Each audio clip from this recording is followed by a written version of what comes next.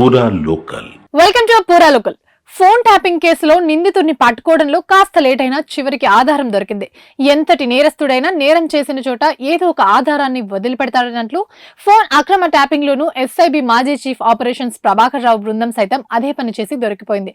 శాసనసభ ఎన్నికల్లో ఫలితాలు వెలువడిన మరునాడే ఎస్ఐబిలో 43 హార్డ్ డిస్క్లను కట్టర్లతో ముక్కలు చేసి మూసీ నదిలో పాడేయడంతో పాటు కీలక పత్రాల్ని అగ్నికి ఆహుతి చేసింది. ఆ బృందంలోని ప్రతి సభ్యుడు సెల్ ఫోన్ ను, ల్యాప్టాప్ లోని డేటాను తొలగించి ఫార్మాట్ చేశారు. ఇన్ని చేసినా దర్యాప్తు బృందానికి చిక్కకుండా తప్పించుకోలేకపోయారు.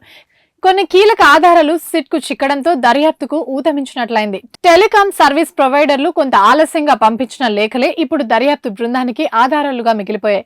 ప్రభాకర్ రావు బృందం అక్రమంగా ట్యాప్ చేసిన ఫోన్లకు సంబంధించి వివరాలతో కూడిన లేఖలను టీఎస్పీలు జియో, ఎయిర్టెల్, బిఎస్ఎన్ఎల్, ఎస్ఐబి కార్యాలయానికి పంపించాయి. అయితే అప్పటికే ప్రభాకర్ రావు బృందం ఎస్ఐబి నుండి వెళ్లిపోవడంతో ఆ లేఖలు వారి చేతికి చిక్కలేదు.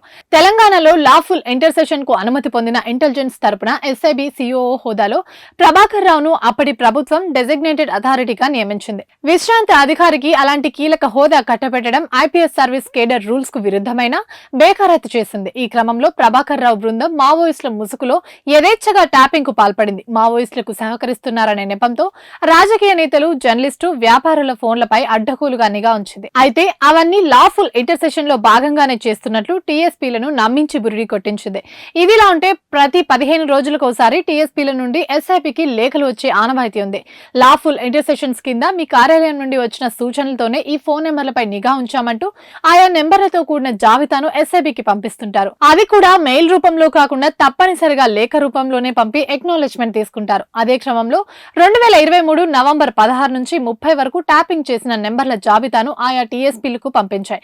కానీ అవి కొంత ఆలస్యంగా ఎస్ఐబికి చేరాయి. డిసెంబర్ 4నే ప్రభాకర్ రావు రాజీనామా చేయగా రాధాకిషన్ రావు ప్రభుత్వం టాస్క్ ఫోర్స్ సిఎస్టి బాధ్యతల నుండి తప్పించింది. ప్రణీత్ రావుని ఎస్ఐబి విధులకు దూరంగా ఉంచడంతో ప్రభాకర్ రావు బృందం సభ్యులెవరూ ఎస్ఐబిలో లేకపోవడంతో ఆ లేఖలు ఇతర అధికారుల చేతిలో పడ్డాయి. ప్రస్తుతం ఆ జాబితాలోని 618 ఫోన్ నెంబర్ల బాధితుల నుండి సిట్ వాంగ్మూలాలు సేకరిస్తోంది. ఇవి ఇప్పటి వరకు అప్డేట్స్. మరిన్ని అప్డేట్స్ కోసం చూస్తూనే ఉండండి పూరా లోకల్.